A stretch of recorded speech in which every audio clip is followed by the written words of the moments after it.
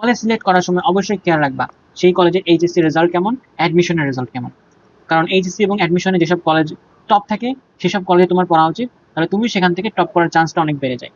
তাহলে এইটা কবেরটা দেখবো, তুমি করোনাকালীন এইচএসসি রেজাল্টটা দেখো না, এই করোনাকালীন এইচএসসি রেজাল্টটা দেখো না, তুমি তার আগে বা পরে তখনকার এইচএসসি রেজাল্টটা দেখবা।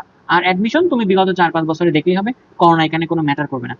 তো এইগুলো দেখে তোমার মনে হবে না এই কলেজটা আসলে ভালো, তোমার সেখান থেকে কি করা উচিত, তোমার অ্যাডমিশনটা নেওয়া উচিত। এরপর দেখো তোমার দেখতে হবে সেই কলেজে রেগুলার ক্লাস এক্সাম সব হয় নাকি, টিচার আবার ফাঁকি দেয় নাকি। কারণ রেগুলার ক্লাস এক্সাম হলে তোমার নিজেকে ইভালুয়েট করতে তুমি পারবা, তোমার দেখতে পারবা যে তোমার কোথায় গাফিলতি আছে, তাহলে ভালো তুমি এইচএসসি তে করবা।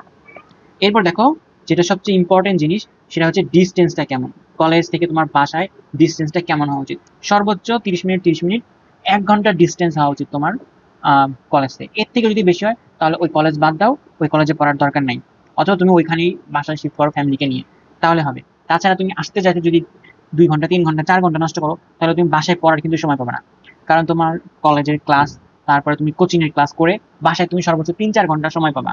কারণ এর মধ্যে যদি আবার তুমি জার্নি করো বাসে, তাহলে বাসায় এসে তোমাকে এক্সট্রা আবার 2 ঘন্টা ঘুমাতে হবে, তাহলে তুমি পড়ার সময় পাবে মাত্র 2 ঘন্টা। 2 ঘন্টা পরে এইচএসসি তুমি কিছুই করতে পারবে না। তাহলে অবশ্যই ডিস্টেন্স যাতে খুব বেশি না হয় সেটা খেয়াল রাখবা। এরপর এমন কলেজ চয়েস করবা যেখানে কোনো ফালতু রেস্ট্রিকশন নেই, যেন তারা না বলে যে তোমার এটা করা যাবে না, ওইটা করা যাবে না, এই কোচিংয়ে পড়া যাবে না, তারপর এগুলো করতেই হবে, আমাদের কাছে পড়তেই হবে। ওইসব যদি কোনো রেস্ট্রিকশন থাকে, তো tata bye bye to this college.